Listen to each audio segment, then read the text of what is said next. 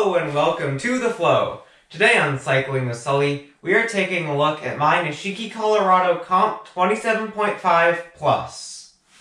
Up until last summer, this bike has been my go-to mountain bike. From the day I brought this bike home to the day when I'm filming this video, this bike has seen many changes. Stick around to learn if this bike has held up for the 2 years that I've owned it, and what upgrades I've made to make the bike fit my needs. But first, I have one big announcement. Cycling with Sully is less than 50 subscribers away from 1,000. This has been a goal ever since I started the channel. I would like to thank all of you who have subscribed, liked, and supported the channel, and have helped me get to where I am today.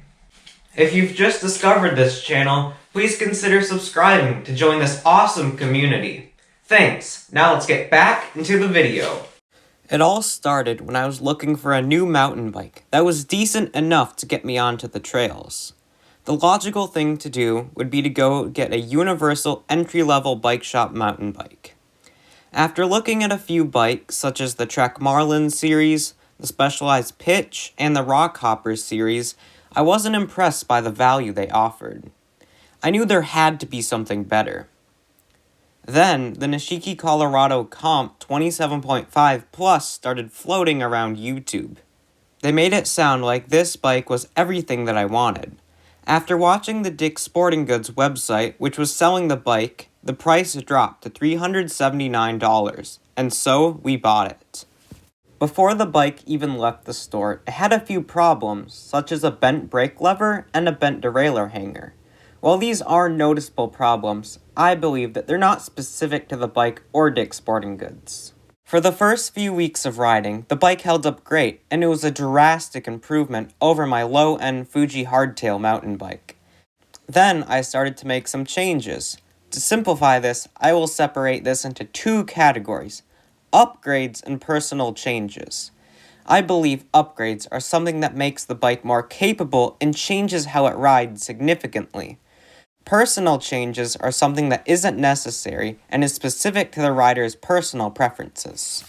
I started to make personal changes by changing out the contact points, including salsa backcountry lock-on grips, a shorter wake stem, and composite pedals with screw-on pins.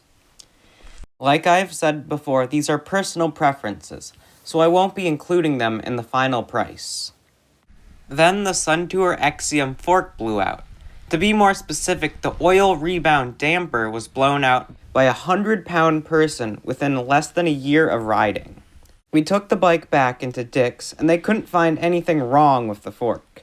To be clear, they're not bike mechanics, and this is something to be aware of when buying a bike not from a bike shop. Bike shops will almost always offer some support to their customers. I had the option of replacing the damper in the fork, but the fork wasn't good to start out with. So then came the struggle of trying to find a replacement fork.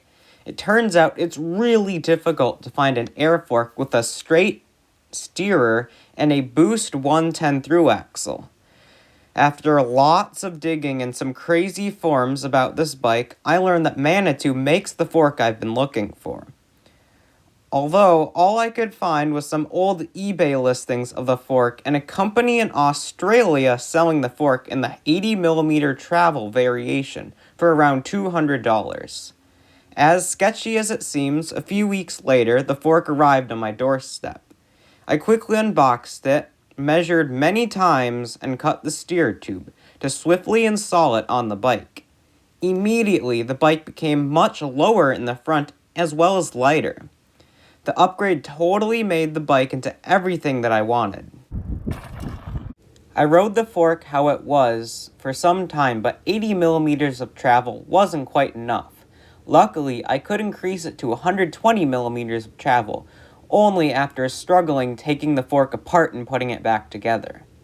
Then the bottom bracket blew out, so I replaced it with a Tang squared tapered bottom bracket for $20. Next, the Tektro hydraulic brakes. I got these used for $10, and they're much better than the stock Tektro Aries mechanical disc brakes. Plus, the external cable routing enabled me to install the brakes without needing to bleed them. The last thing that I upgraded were the tires. The Kenda Havoc tires were okay, but they were getting worn out, And I got a great deal on some takeoff frame Minnesota tires, which were originally designed for fat bikes, but downsized to be 3 inches wide, and I paid $25 for the pair. What parts haven't I changed? That would be the SRAM NX 11-speed shifter, derailleur, and cassette, the Nishiki branded 1x crankset with a 30-tooth narrow-wide chainring, the 27.5-inch Nishiki wheel set, as well as the bars, seat post, and seat. And that brings me to the current state of the bike. To be fair, I owe almost all of my mountain bike riding skills to this bike. I kept riding as much as possible. Watching YouTube made me yearn to learn new tricks, such as bunny hops, wheelies, and even manuals. They all became a breeze. When I was learning, I often complained about the bike being too heavy or not good enough. Looking back, I will agree that the bike did have its flaws, such as the fork and the bottom bracket, but it was still in a league of its own when it comes to value. Now, the Nishiki Colorado comes and goes off of the Dick's Sporting Goods website, with prices way above $379. I believe that the price was really the bike's main appeal to most people. For those who have watched my videos before, you know that I finish most of my comparison videos picking which bike I would buy. And although I'm not directly comparing the Nishiki Colorado to any other bikes, I think the question is still relevant. I would definitely buy this bike at the price that I paid for it, and apply the same upgrades that are on the bike right now. But for those who are planning on buying the bike to upgrade it, there are a few deal breakers that are pretty important.